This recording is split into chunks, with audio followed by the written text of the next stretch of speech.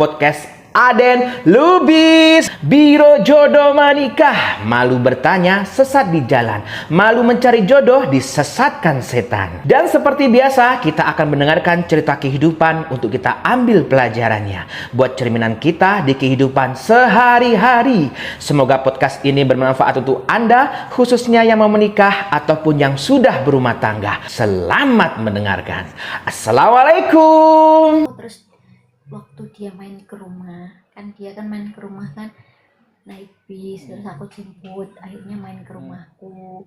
Nah waktu main ke rumah dia kan HP ku ada dua tau kak, HP ku kan ada dua, yang satu terus yang satu lagi, oh iya nggak boleh disebut ya di sini, ya udah nggak usah disebut, pokoknya itu HP ku 2 tahun yang lalu kak, RAM-nya masih kecil, terus aku ganti yang ini kan soalnya RAM-nya lebih besar, jadi yang satunya buat aku nonton dengerin musik kayak gitu, nonton YouTube. Kalau yang ini kan nanti buat cecetan karena kan ruangnya lebih besar buat aplikasi-aplikasi besar kayak TikTok gitu. Nah itu dipinjem kak, dipinjem buat ngechat temennya. Terus dia tuh minta mohon kalau HP ku mau dipinjem kayak gitu. Aku bilang aku nggak bisa. Sekarang loh kak, mau percaya gimana? Orang utang aja loh masih bayar setengah-setengah, otomatis aku nggak kasih pinjem lah. Terus habis itu, ya itu aku terlalu percaya sama dia. Aku tinggal kemana ya? Aku tinggal kerja atau tinggal kemana gitu loh. Intinya dia tuh di rumahku ya, ditemuin sama ibuku, ayahku gitu, terus pinjam HP ku waktu aku kerja kalau nggak salah. Nah itu HP ku dibawa sama dia. Kan ayah ibuku kan nggak pernah pegang HP, nggak bisa HP-an, jadi kan nggak ngerti kalau itu HP ku, nggak ngerti gitu loh. Jadi HP ku tuh dibawa sama casnya juga, cuma boxnya nggak dibawa. Dibawa ke Surabaya. Aku pulang kerja ya aku carilah di mana, terus aku tanya ke dia, ternyata dibawa kak. Aku tuh firasatku udah nggak enak banget, sumpah udah nggak enak banget kak, kok HP ku dibawa kayak gitu.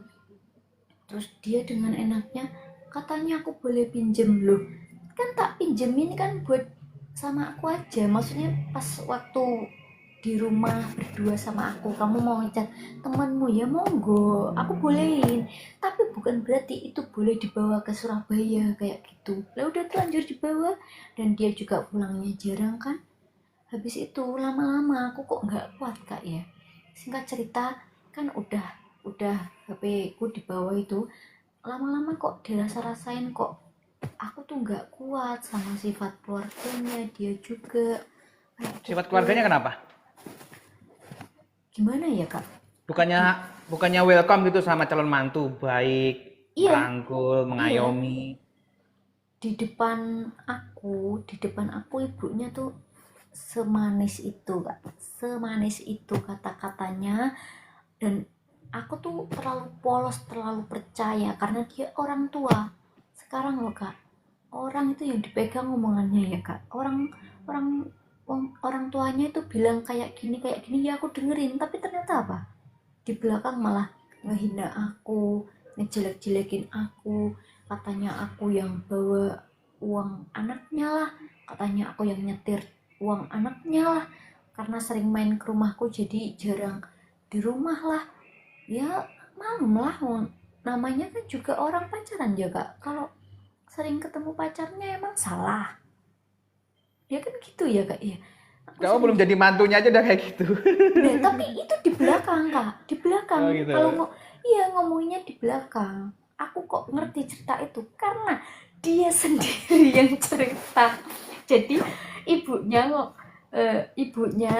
gibah apa tentang aku, lah itu diceritain sama aku. Terus kira-kira kalau aku benci, kalau aku marah, aku salah aku.